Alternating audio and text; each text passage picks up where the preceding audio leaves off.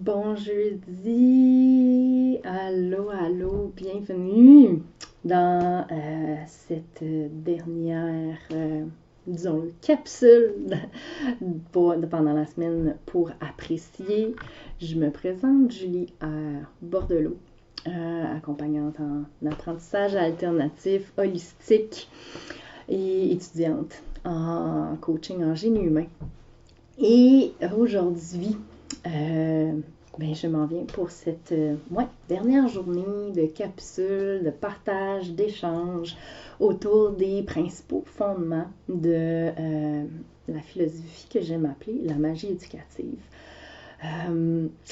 Première journée, nous avons abordé le thème de la curiosité. Donc, comment voir tout ce qui nous arrive, tous les petits moments, ce qu'on peut découvrir, vivre au quotidien, comment les voir dans la curiosité et vers quoi ça peut nous amener d'user de créativité dans notre vie, de vibrer cette énergie-là.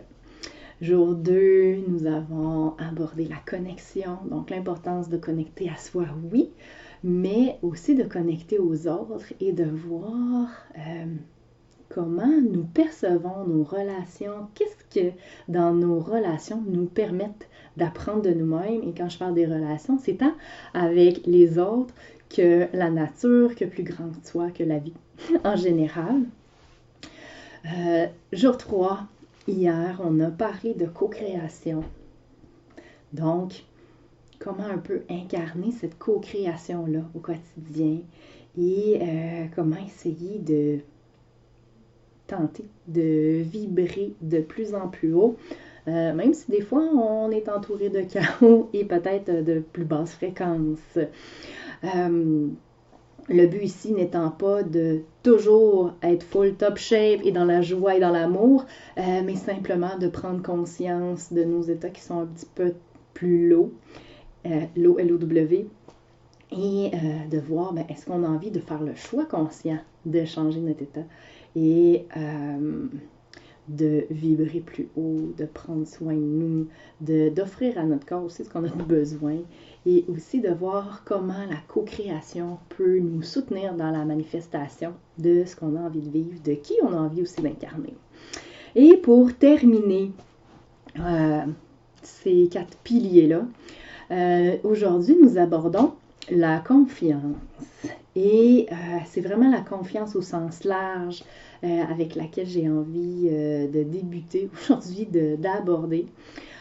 Pourquoi? Parce que pour moi, la confiance a, oui, besoin de chacune des énergies dont on a parlé, chacun des mindsets de curiosité, de connexion, de co-création, tous ces éléments-là étant interreliés, mais aussi la confiance en soi.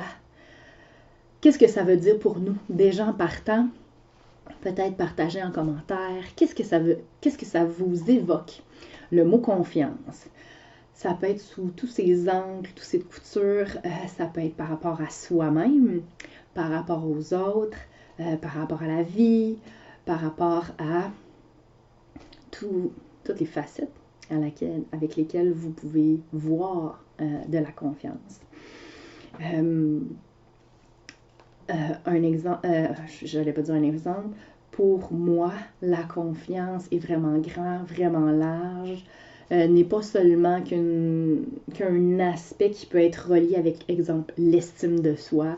C'est vraiment un état d'être, un état d'esprit qui, une fois qu'elle est vraiment en grande expansion, peut même relever de la foi, de la confiance absolue, dans le fond. Moi, je pense que c'est plus confiance absolue que ce qui nous arrive dans notre vie a sa raison d'être. C'est une des croyances à laquelle j'ai adhéré. Vous adhérez ou pas, ou vous essayez de vous challenger par rapport à ça. Qu'est-ce que vous en pensez?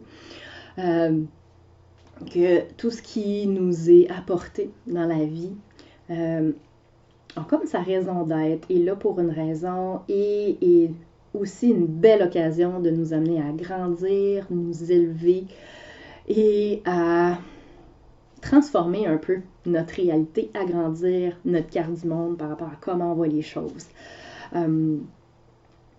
Pour moi, la confiance, en gros, qu'est-ce que c'est? C'est vraiment d'oser incarner, plus dans une optique de confiance de soi, d'oser incarner notre vérité de façon neutre, dans la neutralité, sans jugement, avec accueil de ce qui est, de qui on est ici maintenant, sachant que si on a des choses à apprendre, à améliorer, ben on va être en mesure de le faire. On va être en mesure de peut-être mettre notre ego de côté qui parfois nous avertit de certains dangers potentiels.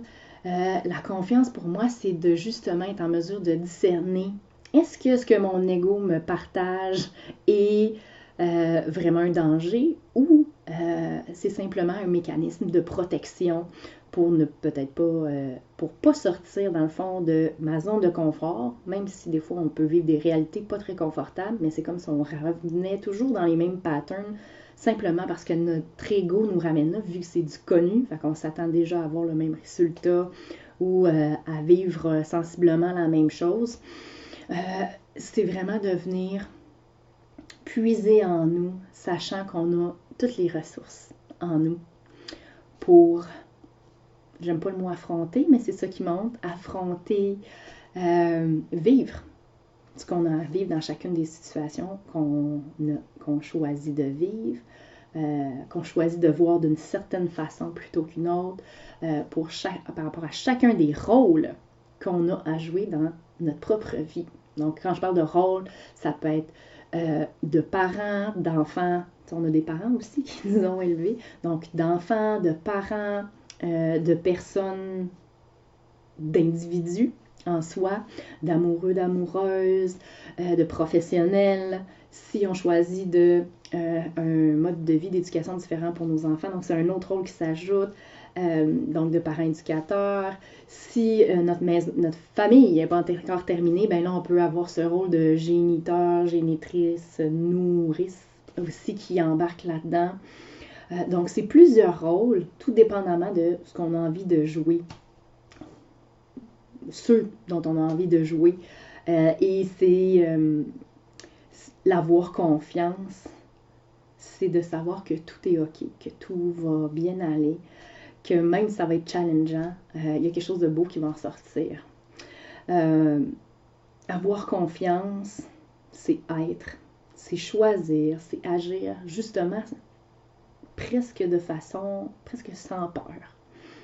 De vivre en alignement avec nous-mêmes, qui on est en ce moment même, de ne pas nécessairement se rattacher à qui on était, de laisser aller cette version-là, de prendre ce qu'on a besoin de notre past self, comme on dit, d'amener les leçons qu'on a apprises et vraiment d'accueillir nos décisions du moment, même s'ils sont challengeantes, confrontantes, inconfortables, même si notre ego justement peut peut-être se sentir menacé, brimé. Je trouve ça super important. Pour moi, la confiance, d'avoir confiance que le choix qu'on fait, c'est le bon, considérant tous les éléments qu'on a à notre disposition pour prendre cette décision-là qui est alignée de façon éclairée aussi. Et que s'il y a des éléments de réponse ou des trucs qu'on a besoin d'accueillir aussi, pourquoi pas, de savoir que on est capable d'aller chercher ce dont on a besoin, tant à l'intérieur de nous qu'à l'extérieur de nous. Excusez, je te parle aujourd'hui. Comment incarner la confiance au quotidien? Oui, aïe, aïe. Je vous partage différentes pistes. Vous voyez ce qui résonne avec vous, vous faites OK, donc, pas tout.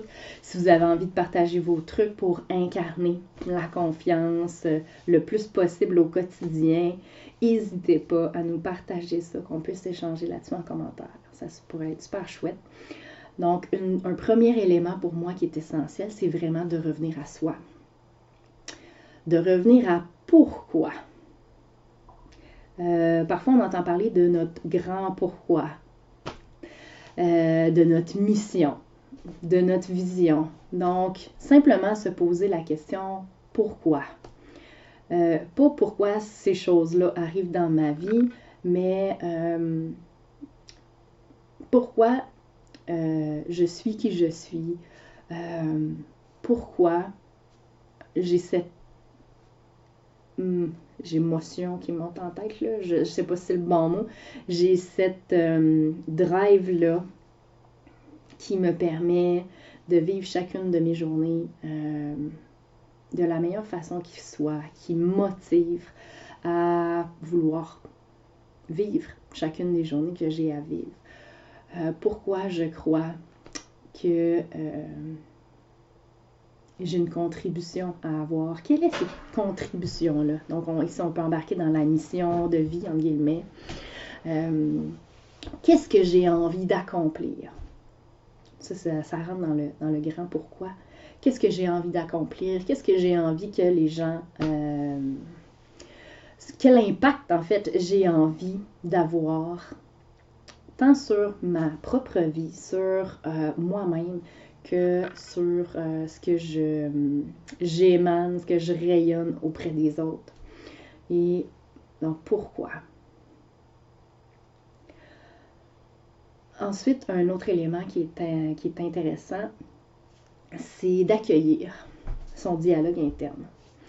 Donc, pardon, accueillir les mots qui montent et de noter s'il y a du jugement là-dedans, s'il n'y en a pas, de voir d'où vient justement ces mots-là qui montent. Est-ce que c'est l'ego qui veut me protéger?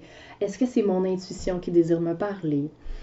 Est-ce que, donc c'est vraiment de m'ouvrir à ça, et des fois est-ce que c'est mon corps qui veut me partager quelque chose et le fait sous forme de, soit d'émotion, mais ça peut être aussi d'inconfort, d'éternuement par exemple, ou peut-être éventuellement de maladie si on vient à terre un peu trop sous ce que notre corps nous a partagé ou ce que notre petite voix aussi nous a dit. Je tends à de plus en plus constater que c'est quand on éteint, quand on censure notre intuition, qu'on éteint un peu notre flamme dans notre cœur, que c'est à ce moment-là qu'on peut développer pas développer des maladies, mais développer une fragilité, voilà, au niveau de notre santé mentale. Et c'est là qu'on va avoir des pensées qui vont être... beaucoup dans le jugement, ils vont être plus négatifs, qui vont vraiment nous ramener dans une basse vibration versus dans une vibration d'expansion.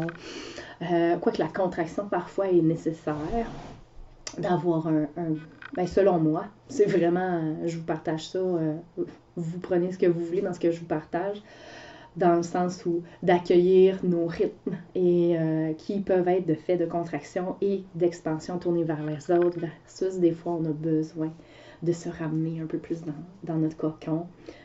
Personnellement, depuis notre retour des vacances, des fêtes, je ressens que j'ai un grand besoin de revenir vers moi, dans mon intérieur, d'être plus seule souvent. Alors depuis les vacances des fêtes, on est en famille à temps plein, puis en étant 6 dans notre famille, on s'entend que ça peut bouger beaucoup.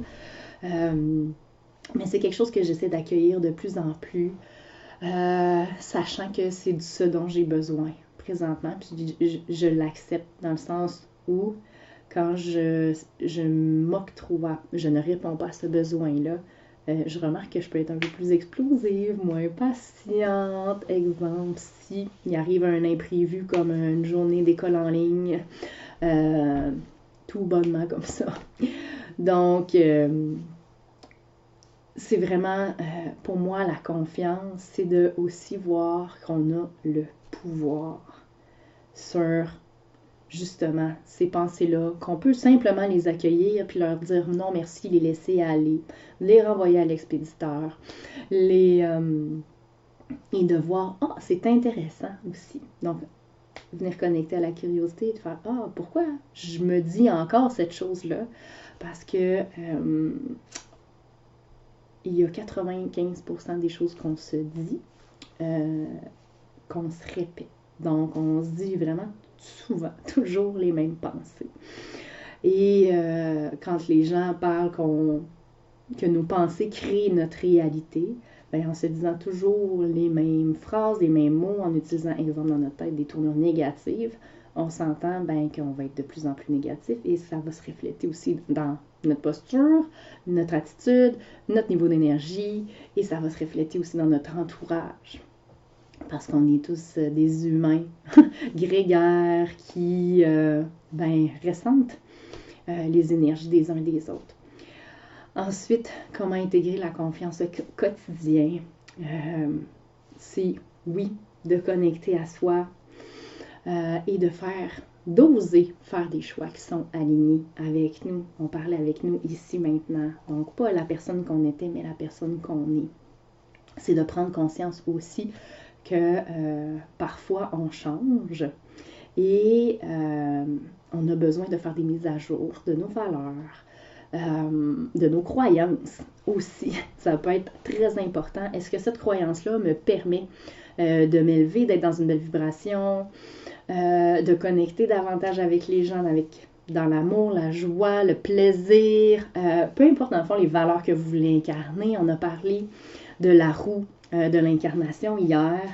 Super intéressant de voir, OK, avec confiance, quelle croyance pourrait m'aider à soutenir l'incarnation de ces belles énergies-là, par exemple.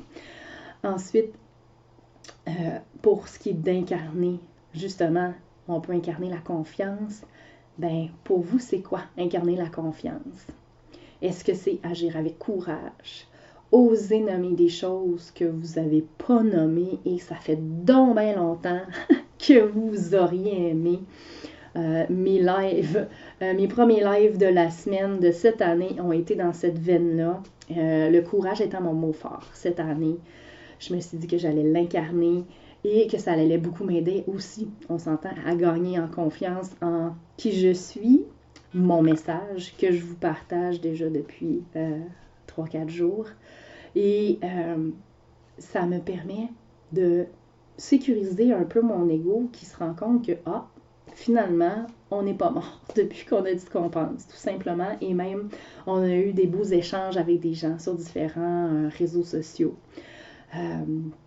Et je me rends compte que je ne suis pas seule à penser ce que je pense. Donc, ça me sécurise, ça sécurise, même s'il a fallu que je sorte un peu de ma zone de confort au départ, on va se le dire. Et une dernière chose par rapport à l'incarnation, la confiance au quotidien, ça peut être très intéressant de nommer, de mettre en lumière les pardons, les traumas, les blocages, les patterns, les prises de conscience qui, par rapport à un peu nos glitches, on va dire ça comme ça, par rapport à notre personne quand on est un peu plus dans l'ego ou quand on est plus en basse vibration.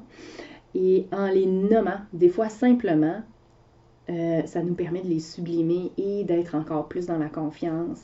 Il y a un bel exercice qui est intéressant quand on est vraiment en l'eau. C'est le Big Shitty Draft de Brené Brown, donc le BSD. Voilà, BSD. Et qu'est-ce que c'est? C'est tout simplement une écriture spontanée de toutes ces pensées-là, burk-là, qui nous amènent dans une roue. Aussi, souvent, quand on est dans l'ego, on est plus dans notre tête, dans notre rationnel. Puis là, on se déconnecte de notre corps, de notre cœur et de ce qu'on a vraiment envie, parce que c'est comme s'il y avait juste du négatif, puis c'est ça qui se nourrissait. Puis on s'entend que c'est fatigant. Et en écrivant ça a été mon exutoire dans mes années de jeune adulte. J'ai écrit des cahiers de ça, ne sachant pas ce que c'était dans le temps, mais vraiment de poser sur papier ce que je vivais, puis de la façon dont je le pensais. Puis Il m'est déjà arrivé de l'hurler et de faire « Oh mon Dieu, ok, je suis tellement plus à la même place. » Je les ai conservés, en fait. Je devrais peut-être les brûler maintenant que ça me sert plus bien. Mais tout ça pour dire que c'est possible de faire un rituel avec ça, par exemple, si c'est quelque chose qui vous intéresse. On est dans la semaine de la pleine lune, donc ça peut être cool de simplement écrire qu'est-ce que j'ai envie de laisser aller. On écrit ça, écriture spontanée. De quoi j'ai envie de me pardonner aussi. Ça, c'est un exercice qui est super intéressant. Voyez ce dont vous avez besoin. Puis là, qu'on soit pleine lune ou pas, on s'entend, vous pouvez le faire quand vous voulez, là. Si vous avez une émotion à processer, des fois, l'écriture, ça peut être super bien. T'sais, on peut le faire différemment. Il y en a qui vont aller marcher, qui vont aller s'entraîner. Il y en a qui vont vouloir crier. Il y en a qui vont vouloir aller prendre une douche, un bain. Donc, vraiment, allez-y comme vous voulez ou simplement s'isoler puis faire respirer. Ça peut être déjà très bien de juste reconnecter à son souffle, son corps. Et voyez comment vous voulez transformer un peu. En fait, laissez aller les émotions qui vous traversent.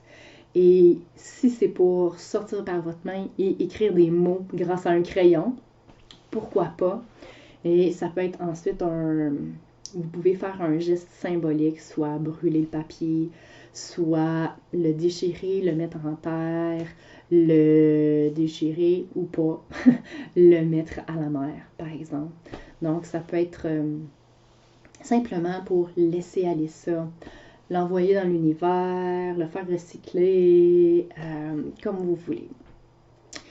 Et en quoi c'est utile d'incarner, de se donner les outils pour être de plus en plus en confiance.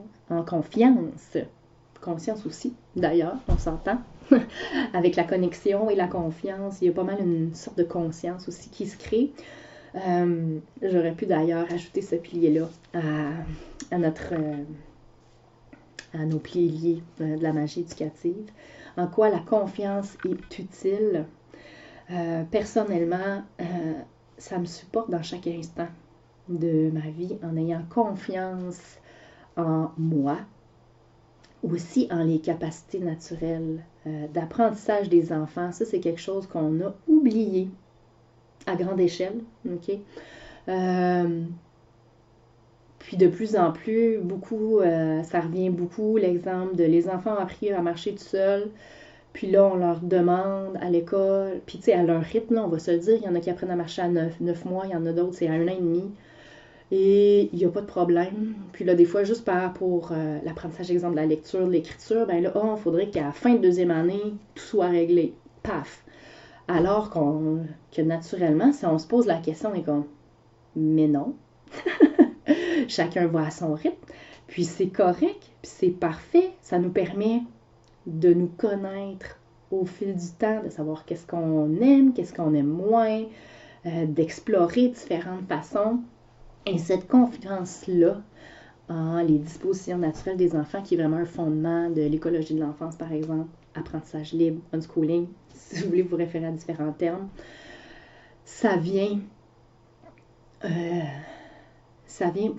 c'est mettre un baume qui monte sur toute la performance à laquelle on choisit, consciemment ou inconsciemment, d'adhérer. On a une belle société où le rythme est très rapide, où il faut avoir des résultats, où il y a quand même pas mal de compétition. La coopétition prend un peu plus de place maintenant. La collaboration gagnerait à être encore plus vécue, reconnue.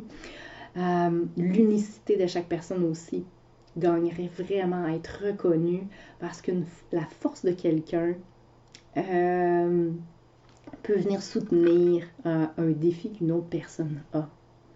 Et c'est en identifiant nos forces, les capacités dans lesquelles on est confiante, que c'est une de nos zones de génie, par exemple, et qui nous amène vraiment dans le flow, vient nous montrer à quel point les uns les autres, on peut créer des belles choses quand on a confiance en en les forces de l'autre, en mes forces à moi, et de voir à quel point ça peut se compléter. Puis là, juste comme si on était deux, là, mais on peut être plusieurs personnes qui se complètent pour qu'il y ait comme une espèce de belle dynamique pour s'entraider, réfléchir, brainstormer, s'assurer que les aspects dans ce qu'on a envie de créer, co-créer, manifester, soit pris en compte, soit peut-être prévu, peut-être qu'on va pouvoir prévoir certains défis qu'on peut avoir et déjà voir des pistes de solutions, c'est possible. Donc pour moi, la confiance, ça ne relève pas seulement de soi, mais ça relève vraiment de tout.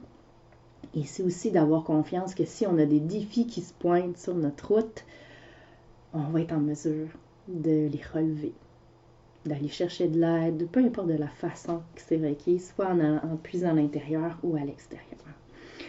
La confiance aussi, pour moi, sert de boussole interne qui nous amène à poser un pas à la fois, des actions alignées vers ce qu'on a envie de manifester, vers nos rêves.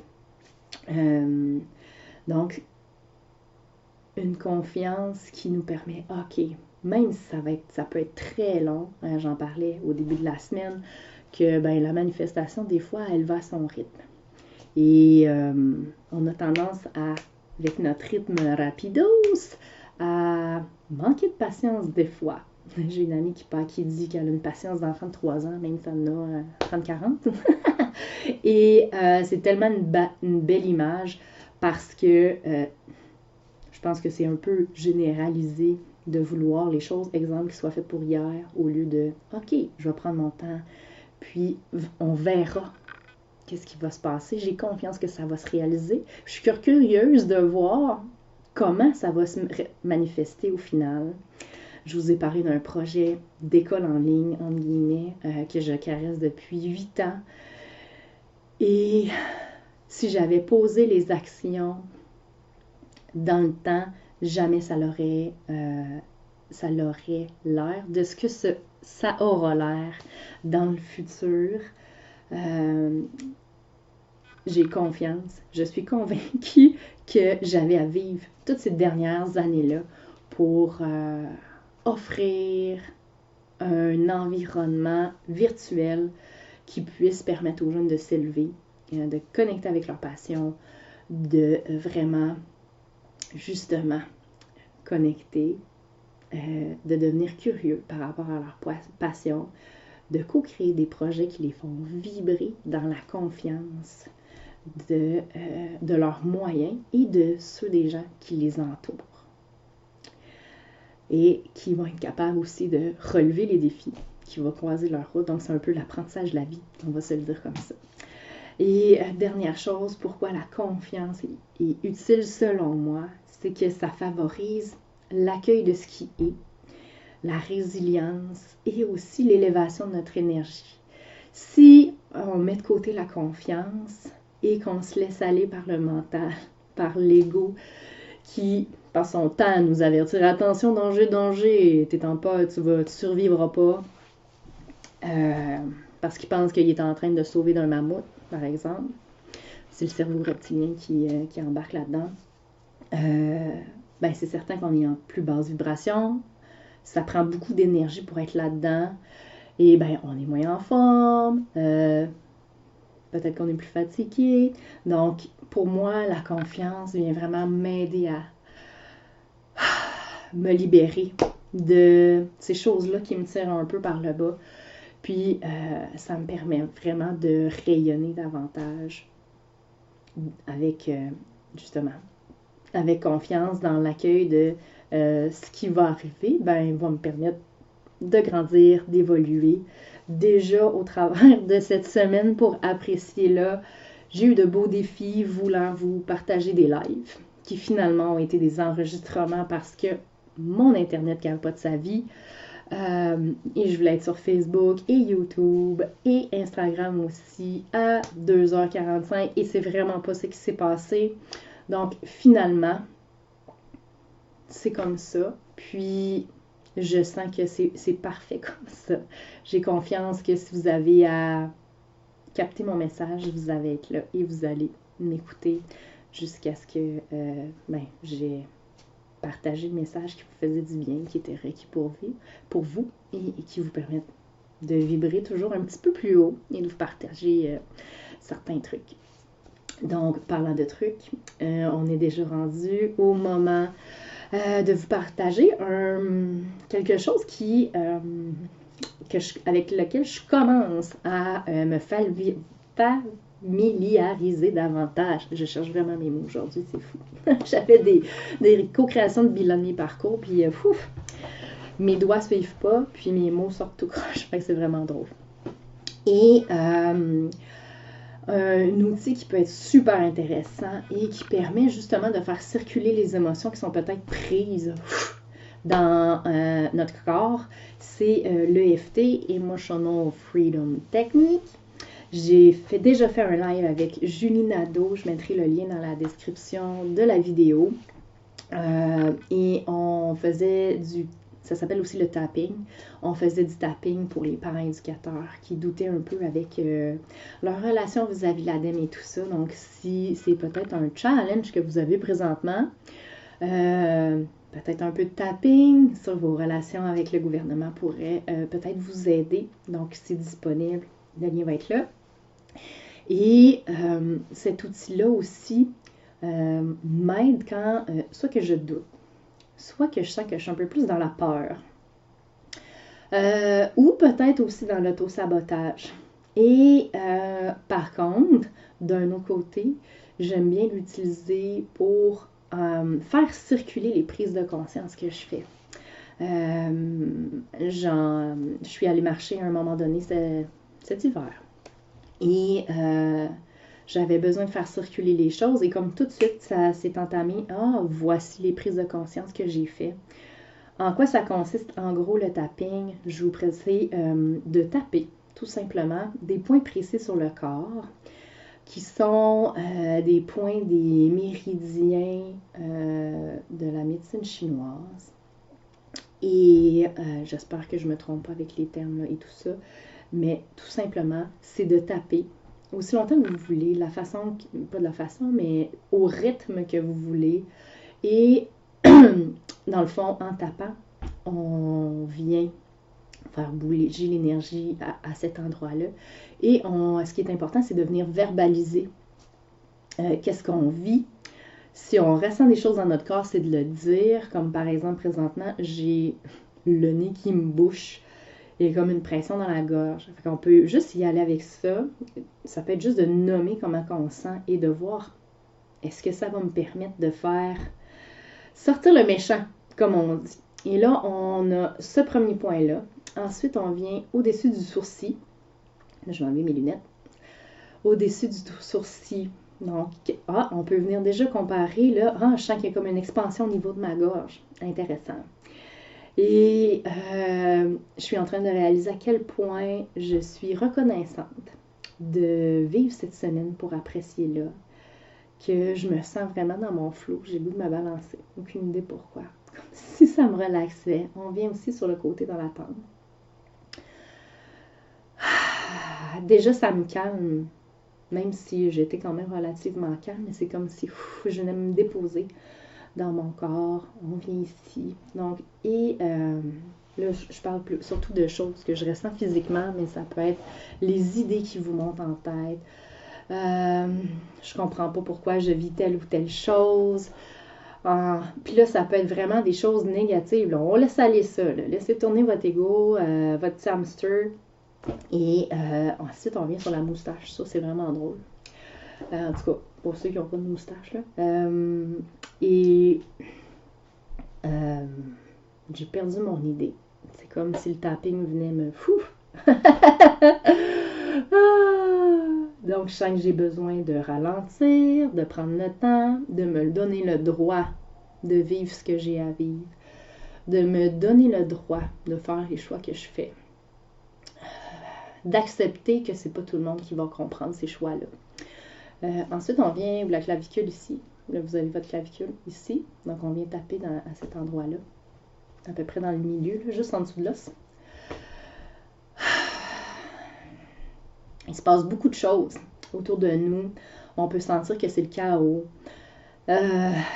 Et c'est drôle, moi personnellement, ça va bien. Je dois de dire que ça va bien aussi. J'ai le droit de vouloir m'élever, tant en conscience qu'en énergie. J'ai le droit de bien aller. Et je sais qu'en allant bien, ça va aider les autres, je pense, qui vont moins bien à vouloir aller mieux. Peut-être, qui sait. Et ensuite, on vient ici, juste à côté, là, dans le coin, vis-à-vis le sternum, mais sur le côté, en dessous du bras. Ça fait du bien, ça relaxe, ça fait circuler tout ça. Puis je suis vraiment dans un buzz de me balancer d'en avant arrière. Comme si je me berçais, voilà. Ça fait trop longtemps que je n'ai pas bercé mes bébés. Et un dernier, mais non le moindre, c'est sur le dessus de la tête. Vous pouvez le faire ou pas. Vous choisissez vraiment les points qui vous font le mieux de bien. Et vous pouvez, il n'y a pas de recette magique. Allez-y comment vous le sentez, comment vous êtes bien, etc. Puis si vous voyez qu'il y a des choses qui sont en train de déboucher, débloquer, exemple, moi j'ai souvent le nez bouché, puis je sens que ça c'est en train de s'ouvrir, bien vous pouvez rester à ce point-là, voir qu'est-ce qui va se passer si vous restez plus longtemps. Alors, voilà, un peu de EFT, de tapping, et moi, personnellement, je me sens déjà plus calme. Je ne sais pas si vous vous sentez plus calme, si tu te sens plus calme. Et c'était donc notre dernière journée. En fait, pas notre dernière journée parce que je suis de retour pour les jours 5 et 6 la semaine prochaine. Pour cette semaine, pour apprécier. J'ai décidé de nous donner une pause pour la fin de semaine. Et on va se faire un beau wrap-up la semaine prochaine. Et ensuite, je vous partage un peu mon plan de match pour 2022. Qu'est-ce que j'ai envie de concrétiser, co-créer avec vous, de manifester pour qu'ensemble, justement, on s'élève, puis qu'on commence un petit peu à créer cette nouvelle réalité-là qu'on a peut-être envie de créer, mais que si on le fait seul, on sent que, on n'est pas certain. Donc, j'ai envie de vous soutenir justement à oser vivre la vie que vous avez envie de vivre. C'est certain qu'en étant accompagnante en apprentissage, on s'entend que mon offre va être auprès des familles qui choisissent une éducation différente pour leurs enfants.